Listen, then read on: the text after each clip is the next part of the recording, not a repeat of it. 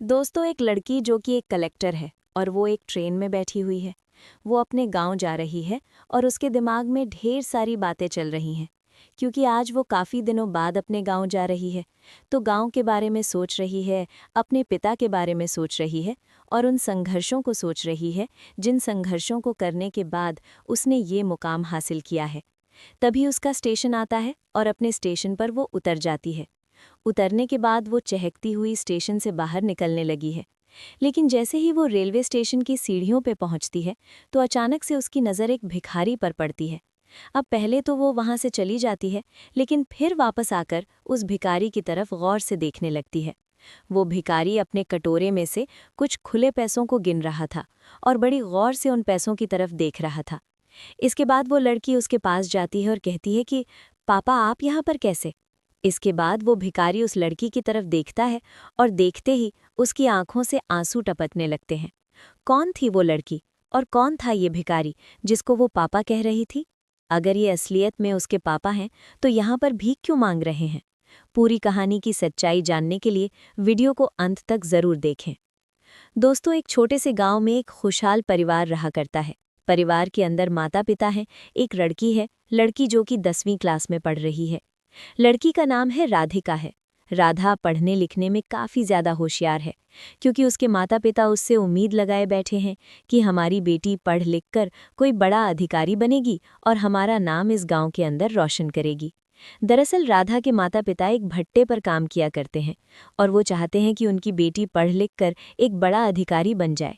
इसी वजह से उन्होंने दूसरा बच्चा नहीं किया है, क्योंकि उन्हें पता था कि अगर हम 2 बच्चे रखेंगे तो उनका भरण पोषण करना बड़ा ही मुश्किल हो जाएगा।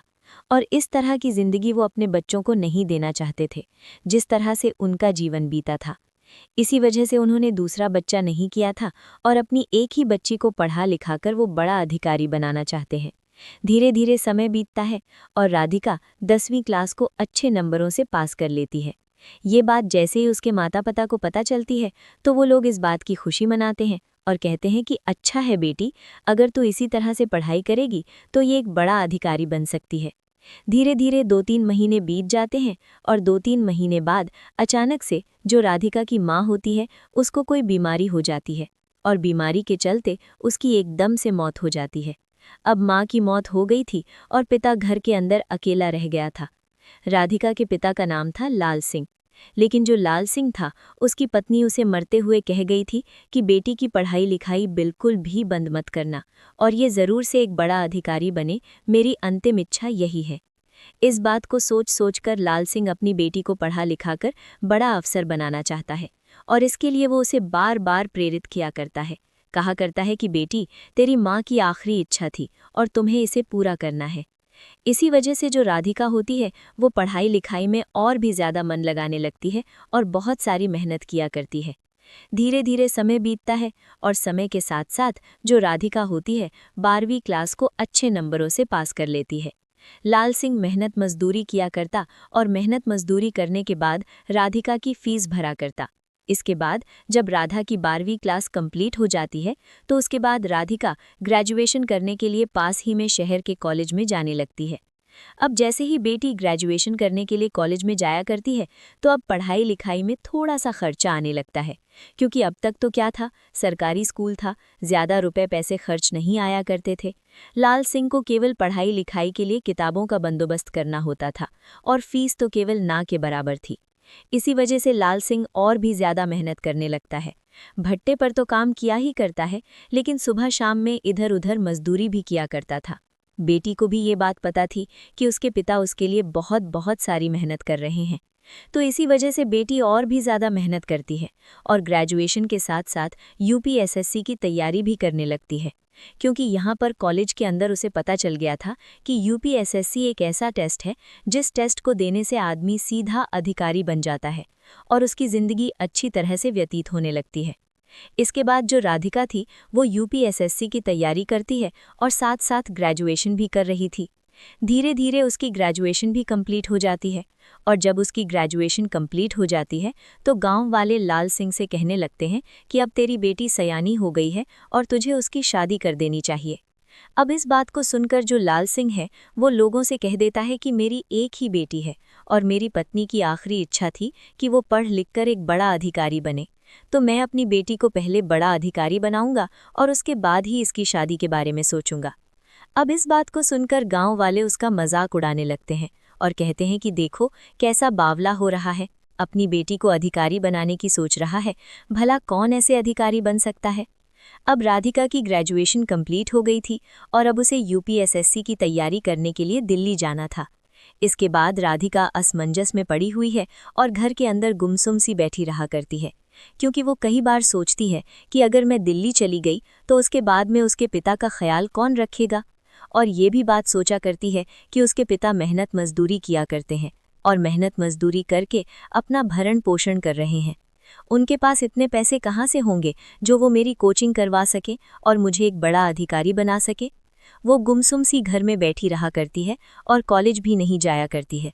तो तभी जो लाल सिंह होता है एक दिन अपनी बेटी से पूछने लगता है कि बेटी तो आजकल पढ़ने के लिए क्यों नहीं जाया करती है।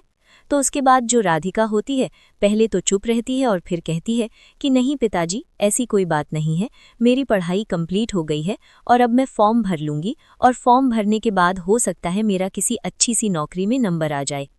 अब इस बात को सुनकर लाल सिंह को थोड़ा सा आश्चर्य होता है, क्योंकि बचपन से ही उसने अपनी बेटी से कहा था कि बेटी तुझे एक बड़ा अधिकारी बनना है, लेकिन आज उसकी बेटी कह रही थी कि हो सकता है मेरा नंबर पड़ जाए। इस बात को सुनकर लाल सिंह थोड़ा सा हैरान था, तो अपनी बेटी के पास बैठता है और उससे पूछने लगता है कि बेटी आखिर बात क्या है, तो मुझे बता सकती हो। तो इसके बाद राधिका की आंखों में आंसू आ जाते हैं और रोते हुए अपने पिता से कह देती है कि पिताजी, आगे की पढ़ाई करने के लिए मुझे दिल्ली जाना होगा और वहाँ पर रहने में ढेर सारा खर्चा आएगा और आपके पास इतने सारे पैसे नहीं हैं, क्योंकि मुझे पता है मेरा पिता जो भी कमाई करता है उन सारे पैसों को मेरी पढ़ाई लिखाई में लगा दिया करता है। अब इस बात को सुनकर जो पिता होता है उसकी आंखों में भी आंसू आ जाते हैं और वो अपनी बेटी के सर पर हाथ फेरते हुए कहता है कि बेटी तू तो बड़ी सयानी हो गई, लेकिन शायद तुझे ये नहीं पता कि तेरा पिता तुझे अफसर बनाने के पीछे बावला है। चाहे जो भी हो जाए, तुझे अपनी पढ़ाई लिखाई करनी होगी और एक बड़ा अधिकारी बनकर तुझे दिखाना है। तुझे जितने भी पैसे चाहिए तू एक बार बता दे कि तेरी पढ़ाई कितने पैसों में हो जाएगी, मैं उतने पैसों का इंतजाम करके एक साथ में तुझे दे दूंगा और उन पैसों से तुम अपनी आगे की पढ़ाई कर लेना। इसके बाद उसकी बेटी कहती है कि पिताजी, बहुत सारे पैसे चाहिए होंगे, आप इतने पैसे कहाँ से लाओगे। तो वो कहता है कि बेटा, इस बात की चिंता लेने की तुझे कोई भी ज़रूरत नहीं है, जब तक मैं हूँ तुझे पढ़ाई लिखाई करनी है और पढ़ाई लिखाई करके एक अच्छा सा अफसर बनकर अपने पिता को दिखाना है। इसके बाद जो बेटी होती है वो भी इस बात से थोड़ी सी प्रोत्साहित होती है और वो भी कहती है कि ठीक है पिताजी, अगर ऐसी बात है तो मैं आपको एक बड़ा अफसर बनकर दिखाऊंगी। पिता पूछता है कि बेटी, ये बताओ कि तुम्हें कितने पैसे चाहिए जिन पैसों से तुम अफसर बन जाओगी। उसके बाद बेटी कहती है कि पिताजी, अभी के लिए तो 25,000 बहुत रहेंगे, लेकिन तभी पिता कहता है कि नहीं बेटी, अभी के लिए नहीं, जब तक तुम अफसर बनोगी तब तक के लिए मुझे पैसे बता दो, मैं उतने पैसों का इंतजाम करके तुझे दे दूंगा और उन पैसों से तुम अपनी आगे की पढ़ाई कर लेना। इसके बाद राधा अपने पिता से कहती है कि पिताजी, उसके लिए तो कम से कम 2.5 से लाख रुपए चाहिए होंगे और आप इतने पैसों का इंतजाम कहाँ से करेंगे। पिता कहता है कि तुम चिंता मत करो, मैं अपने आप इतने पैसों का इंतजाम कर दूंगा। उसके बाद जो उसका पिता होता है वहीं के एक साहूकार के पास जाता है और उसके पास अपने घर को बेचने की बात कर लेता है, क्योंकि दोस्तों लाल सिंह के पास और कोई ज़मीन नहीं थी, केवल वो घर ही था जिसके अंदर वो रहा करते थे। तो वो सोचता है कि क्यों ना मैं अपनी बेटी के भविष्य के लिए इस घर को बेच दूं और उसके बाद मेरी बेटी जब अफसर बन जाएगी तो हम दोबारा से घर को खरीद लेंगे। इसी वजह से वो साहूकार के पास अपने घर को बेचने की बात करता है और साथ में ये भी बात कर लेता है कि इस बारे में मेरी बेटी को पता न चले और जब तक वो यहाँ से जाती है तब तक तो हमें उस घर में रहने दो। इस बात को सुनकर साहूकार भी अग्री हो जाता है और उसे उस घर के बदले में 2.5 लाख रुपए दे देता है और 2.5 लाख रुपयों में से जो लाल सिंह होता है 0 वहीं पर वापस दे देता है और कहता है कि जब तक मैं इस घर में रहूं तब तक का किराया समझ लेना और बाकी पैसों को मैं लेकर जा रहा हूं। इसके बाद जो लाल सिंह होता है अपने घर आता है और अपनी बेटी को अपने साथ लेकर शहर चला जाता है। वहाँ पर उसके लिए एक बैंक का अकाउंट खुलवाता है और उस अकाउंट के अंदर उन सारे पैसों को जमा करवा देता है और उसकी पासबुक अपनी बेटी को दे देता है और कहता है कि बेटी, इस अकाउंट के अंदर उससे ज़्यादा पैसे हैं जितने तुमने मुझसे मांगे थे और मेरी अब आखिरी उम्मीद यही है कि तुम एक बड़ा सा अफसर बनकर ही लौटेगी। उससे पहले इस गांव में आने की कोशिश मत करना। मैं नहीं चाहता कि मेरी बेटी बिना अफसर बने यहाँ पर लौटे, क्योंकि गांव वाले तरह तरह से मुझे ताना दिया करते हैं, बार बार कहा करते हैं कि जवान बेटी को पढ़ा रहा है और कल को उसने कुछ उल्टा सीधा कर दिया तो फिर किसको मुंह दिखाएगा। और मैं इन गांव वालों को मुंह तोड़ जवाब देना चाहता हूं और इसी वजह से तुम्हें अफसर बनकर ही लौटना होगा। ऐसा कहकर पिता ने अपनी बेटी को और भी ज्यादा मोटिवेट कर दिया था और उसके बाद वो उसे वहां से जाने के लिए कहने लगता है। इसके बाद जो राधिका होती है वहां से दिल्ली चली जाती है और उसके कॉलेज के कुछ स्टूडेंट भी उसके साथ गए थे। सभी के साथ वो दिल्ली चली गई थी और वहां पर रहकर अपनी पढ़ाई लिखाई को करने लगती है। और उसके साथ में कुछ कॉलेज की लड़कियां भी थीं जो उसके साथ कॉलेज में पढ़ा करती थीं। वो भी यूपीएसएससी की तैयारी करने के लिए चली गई थीं। धीरे धीरे समय बीतता है और समय आ जाता है टेस्ट का। जब उनका टेस्ट होता है तो अच्छे से राधा अपना टेस्ट देकर आती है, लेकिन जैसे ही उस टेस्ट का रिजल्ट आता है तो उसी दौरान राधिका की उम्मीदों पर पानी फिर जाता है, क्योंकि अब तक जो राधिका ने मेहनत की थी उसके आधार पर वो प्री एग्ज़ाम को भी क्वालिफाई नहीं कर पाई थी। वहीं पर उसके साथ की जितनी भी सहेलियां थीं जो उसके साथ कॉलेज से आई थीं, वो सब भी इस बात को देखकर बड़ी मायूस हो जाती हैं। अब इसके बाद जो उसकी सहेलियां थीं वो वहां से कोचिंग छोड़कर वापस आ जाती हैं और अपने घर वालों के साथ रहने लगती हैं। लेकिन राधा अपने पिता से वादा करके आई थी कि अगर मैं वापस आऊंगी तो अफसर बनकर ही आऊंगी, वरना मैं यहाँ पर वापस नहीं आऊंगी। इसी वजह से राधा वहां से नहीं जाती है और दोबारा से उसी टेस्ट के लिए मेहनत करने लगती है। बड़ी ज़ोर शोर से वो मेहनत करती है और इस बार उसके साथ उसकी सहेलियां भी नहीं हैं, तो वो केवल अपने कमरे में बंद रहा करती और दिन रात एक करके मेहनत किया करती। लेकिन जैसे ही उसका रिजल्ट आता है तो उसके सारे अरमानों पर पानी फिर जाता है और वो एक बार फिर से टूट जाती है। लेकिन फिर से वो हिम्मत करती है और तीसरी बार फिर कोशिश करती है और धीरे धीरे करके उसका प्री, मेंस और इंटरव्यू तीनों क्लियर हो जाते हैं और वो एक कलेक्टर बन जाती है। अब जैसे ही राधिका को पता चलता है कि वो कलेक्टर बन चुकी है तो उसके बाद उसकी खुशी का कोई ठिकाना ही नहीं था और वो एकदम से झूम उठती है। उसके बाद वो फ़ौरन जल्दबाजी में वहाँ से तैयार होती है और तैयार होने के बाद वहाँ से एक ट्रेन का रिजर्वेशन कराती है और सीधे अपने गांव के लिए निकल जाती है। वो रास्ते में बैठी हुई बहुत कुछ अपने गांव के बारे में सोच रही है और अपने पिता के बारे में सोच रही है। स्टेशन पर गाड़ी रुकती है और उसके बाद जो राधिका होती है उस ट्रेन से उतरती है। उतरने के बाद वो स्टेशन को देखती है और बहुत सारी चीज़ों को मन के अंदर महसूस करने लगती है।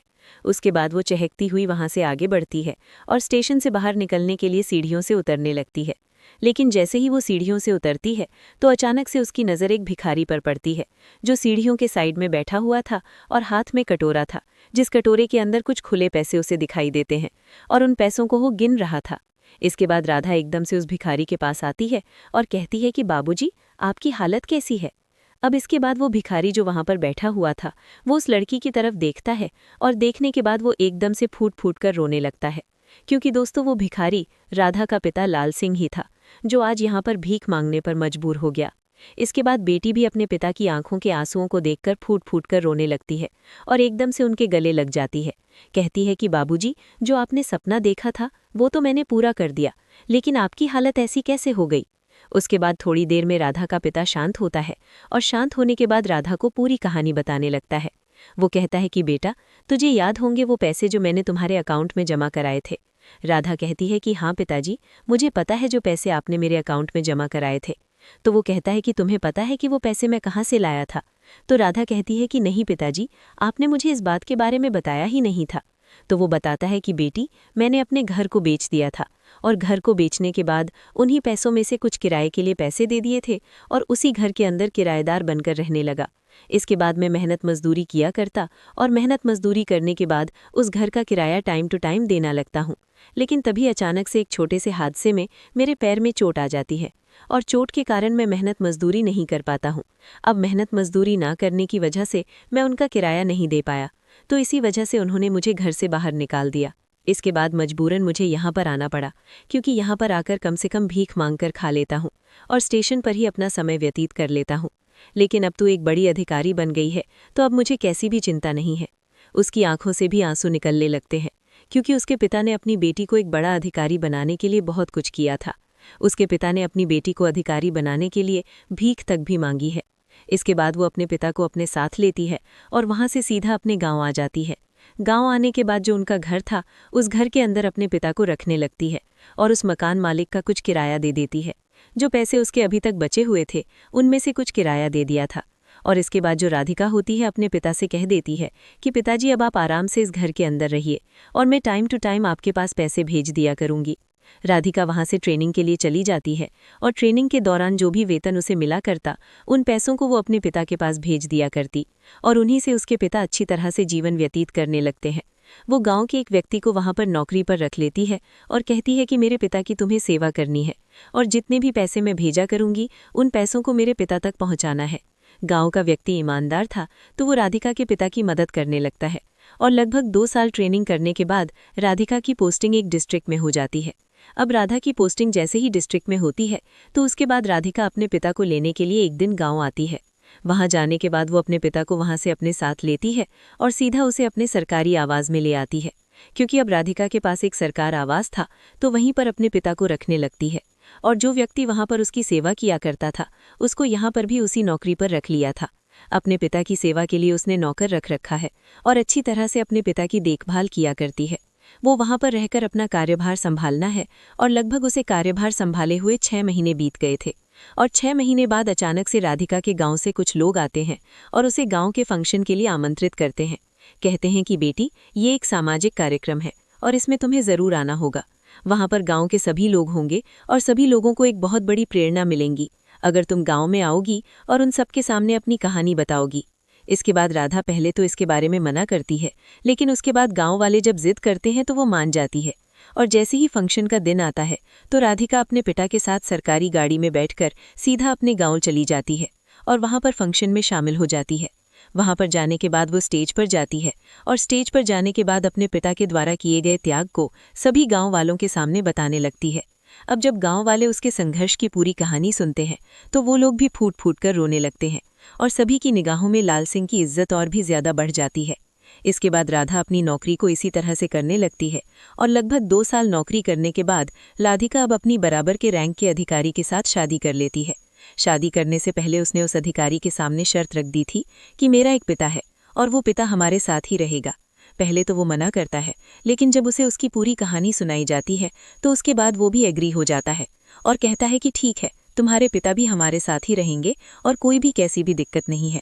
अब राधिका अपने पिता को अपने साथ रखा करती है और अपने पति के साथ अपने शादीशुदा जीवन को आगे बढ़ाती है। तो दोस्तों, ये थी कहानी एक लड़की की जो बेहद ही गरीब परिवार की थी, लेकिन अपने पिता के सपनों को पूरा करने के लिए उसने दिन रात मेहनत की और मेहनत करने के बाद अपने मुकाम को हासिल कर लिया। अब क्या कहना चाहते हैं राधा के बारे में? आप क्या कहना चाहते हैं राधा के पिता के बारे में? आपकी जो भी राय है कमेंट बॉक्स में लिख सकते हैं, लोगों के साथ शेयर कर सकते हो। वीडियो अगर अच्छा लगे तो चैनल को सब्सक्राइब ज़रूर करें।